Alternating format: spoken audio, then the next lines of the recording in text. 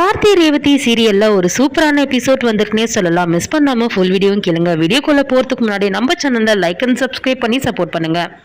இப்போ பார்த்தீங்கன்னா ரேவதி என்ன முடிவு எடுக்கிறாங்கன்னா, எப்படியாச்சும் நம்ம ஆஸ்திரேலியா போனோம், இங்கே அம்மாவோட தொல்லையும் தாங்க முடியல, அந்த டிரைவரும் எனக்கு பிடிக்கல, அதனால நம்ம ஆஸ்திரேலியா போயிட்டு 5 வருஷம் அங்கே தான் இருக்க போகிறோம் அப்படின்ற மாதிரி முடிவு பண்ணிடுறாங்க. அவங்க ஃப்ரெண்டு என்ன பண்ணுறாங்கன்னா, நீ ஆஸ்திரேலியா வர்றதெல்லாம் சரிதான், ஆனால் நீ மேரேஜ் சர்டிஃபிகேட்டை ரெடி பண்ணிட்டு தான் வரணும், அதுக்கு கம்பல்சரி, உனக்கு மேரேஜ் ஆயிருந்தால் கண்டிப்பாக அந்த சர்டிஃபிகேட் வேணும் அப்படின்னு சொல்கிறாங்க. அப்போ பார்த்தீங்கன்னா நம்மளோட ரேவதி என்ன பண்ணுறாங்க, அதுக்கு மேரேஜ் சர்டிஃபிகேட்லாம் ரெடி பண்ணுறதுக்கு பார்த்தீங்கன்னா ஆஃபீஸ்க்கு போறாங்க.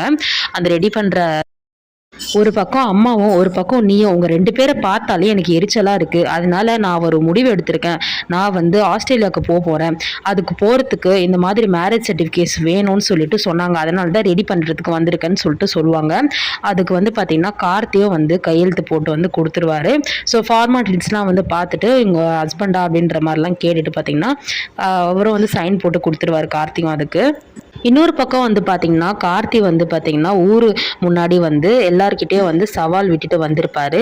என்னோட அத்தையும் மாமாவும் 2 பேருமே இந்த இதுக்கு வருவாங்க அப்படின்னு சொல்லிட்டு ஊருக்கு வந்து உங்களோட சடங்கு சம்பிரதாயம் எல்லாம் செய்வாங்க அப்படின்னு சொல்லிட்டு. அதுக்காக பார்த்தீங்கன்னா நம்மளோட ரேவதி என்ன பண்ணுவாங்க, அதுக்கு விஷயம் தெரிஞ்சதும் நம்மளோட கார்த்தி அதுக்கப்புறம் மாமா கிட்ட இந்த மாதிரி பேசலாம் அப்படின்னு சொல்லிட்டு எல்லாத்தையும் பேசி ஒத்துக்க வச்சு, உங்க அத்தை ஒத்துக்க மாட்டாப்பா அப்படின்ற மாதிரி நம்ம ராஜராஜன் சொல்லுவார். நம்ம கார்த்தியும் பார்த்தீங்கன்னா ஊர்க்காரங்க முன்னாடி பார்த்தீங்கன்னா சத்தியம் பண்ணிட்டு வந்திருப்பாரு, எப்படியாச்சும் எங்கள் அத்தையும் மாமாவும் நான் கூட்டிட்டு வரேன் இந்த பால் குடம் இதுக்கு அப்படின்னு சொல்லிட்டு. ஸோ அதுக்காக பார்த்தீங்கன்னா சாமுண்டீஸ்வரி நான் வர முடியாது அப்படின்னு சொல்லிடுவாங்க திமிரா.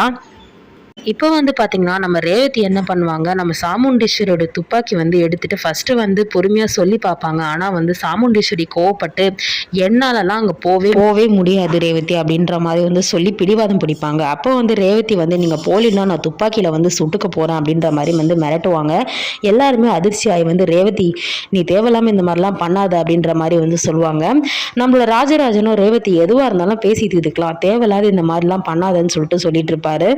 ரேவதி இப்போ என்ன முடிவு எடுத்திருக்காங்கன்னா, நீங்கள் ஒன்று அப்பா கூட 2 பேரும் சேர்ந்து அதை போய் எல்லா சம்பிரதாயத்தை நீங்கள் ஊருக்கு போய் முடிச்சுட்டு வரணும், அப்படி இல்லைன்னா நான் இங்கேயே சுட்டுட்டு செத்துருவேன் அப்படின்ற மாதிரி மிரட்டுவாங்க. சாமுண்டீஸ்வரியும் பார்த்தீங்கன்னா வேற வழி இல்லாமல் சரி பொண்ணு சொல்கிறாளின்னு சொல்லிட்டு என்ன பண்ணுவாங்க, இதுக்கு சம்மதிச்சிருவாங்க. இப்போ கார்த்தி சத்தியம் பண்ண மாதிரியே அவங்க ஊருக்கு போயிட்டு எல்லாமே சம்பிரதாயத்தை நம்மளோட சாமுண்டீஸ்வரர் ராஜராஜனும் 2 பேரும் நடத்திட்டு வருவாங்க. ஸோ நெக்ஸ்ட் என்ன நடக்க போகுதுன்னு சொல்லிட்டு வெயிட் பண்ணி பார்க்கலாம். நம்மளோட ரிவ்யூ பிடிச்சிருந்தா லைக் அண்ட் சப்ஸ்கிரைப் பண்ணி நம்ம சேனலை சப்போர்ட் பண்ணுங்க. தேங்க்யூ.